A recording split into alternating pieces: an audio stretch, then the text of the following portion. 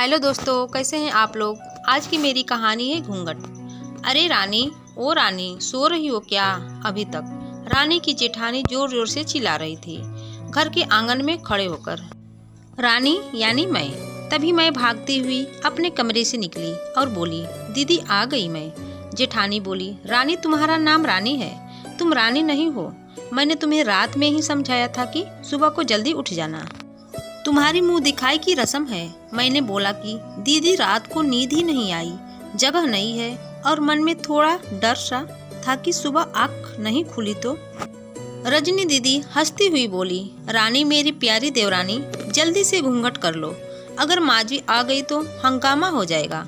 मैंने घूंघट किया ही था तभी माँ जी वहाँ आ गई और कड़कड़ाती आवाज में बोली, चलो अब क्या यहीं गपशप मारती रहोगी तुम दोनों। हमें चलना शुरू ही किया था तभी माँ जी ने रजनी दीदी की कंधे पर हाथ रखा और बोली, पता है ना कहाँ से जाना है और कैसे जाना है। माँ जी ने बोला कि जब भी कोई बड़ा तुम्हारे सामने खड़ा हो तो हमेशा घूंघट में रहना, और कम से कम अपने बड़ों के सामने आना, और बिना घूंघट के तो कभी नहीं। रजनी दीदी कुछ बोली ही नहीं, बस अपना सर हिलाकर हाँ बोल दिया। मैंने भी बस अपना सर हाँ में हिलाया। माँ जी के जाने के बाद मैंने पूछा, रजनी दीदी आप तो स्कॉलर हो और इन सब चीज़ों को कैसे निभाते हो।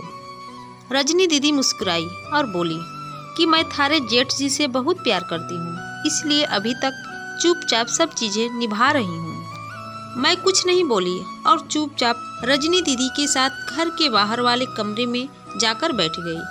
वहाँ पर एक पड़ोस की आंटी जी बैठी थी। वो बोली कि यह कैसी बहू आई है, ससुर जी सामने खड़े हैं और ये यहाँ बैठी है। मुझे कुछ समझ ही नहीं आया। मतलब रजनी दीदी बोली कि आंटी जी अभी नई बहू है, यहाँ के रीति रिवाज सीखने में थोड़ा समय लगेगा। रजनी दीदी मुझे वहाँ से उठाकर मेरे कमरे में छोड़ी। 6 महीने यूं ही छोटी छोटी चीजों में बीत गए। फिर एक दिन मैं राहुल के साथ साड़ी लेने गई। राहुल का फोन आया और वो दुकान से बाहर बात करने चला गया। साड़ी की दुकान पर मैं बेधड़क होकर साड़ियाँ देख रही थी।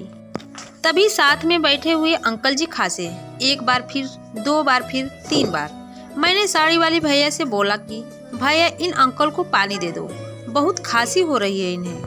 अंकल जी भड़क उठे और बोले, क्या बदतमीज लड़की है ये, कुछ शर्म लिहाज है या नहीं इसे।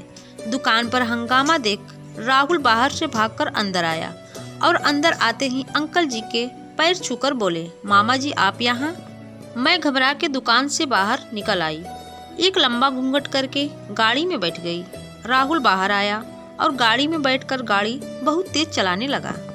मैंने धीमी आवाज में बोली, गाड़ी बहुत तेज चला रहे हो, कहीं एक्सीडेंट न हो जाए। हम घर पहुँचे ही थे तभी माँ जी जोर जोर से चिल्लाते हुए बाहर आई, देखो आ गई ये रानी साहिबा, खानदान की इज्जत मिट्टी में मिलाकर। तभी रजनी दीदी आई और बोली, माँ जी मेरी शादी को 6 साल हो गए हैं, मैं अभी तक मामा जी को नहीं जानती, ये कैसे जानेगी। माँ जी जोर से चिल्लाई, देखो कैसे चपड़ चपड़ जवान चला रही है इस रजनी की कभी। राहुल सबकी बात काटते हुए बोले कि माँ ये दोनों सही बोल रही है, अगर ये हमेशा घूंघट करके रहती है तो ये मामा जी को कैसे पहचानेगी। और माँ आज मामा जी के फोन पर तुमने पूरे घर की शांति को भंग कर दिया है। ये वो ही समाज है जिसने सीता मैया पर भी उंगली उठाई थी। पिताजी और जेठ जी ने भी अपना पक्ष राहुल के साथ ही रखा। माँ जी थोड़ी देर सोचने के बाद वापस रजनी दीदी और मेरे पास आई और बोली कि तुम दोनों को अपनी मर्यादा पता है, मुझे उम्मीद है कि तुम कभी भी मेरा सिर शर्म से नीचे नहीं झुकने दोगी। हम एक ही परिवार के सदस्य हैं, हमें हमेशा साथ रहना है, अच्छा वक्त हो या बुरा वक्त, हर सदस्य को अपनी मर्यादा पता है। माँ जी ने मुझे और रजनी दीदी को गले लगा लिया। वीडियो अच्छी लगी होगी तो लाइक शेयर कमेंट करें और चैनल को सब्सक्राइब जरूर करें। धन्यवाद।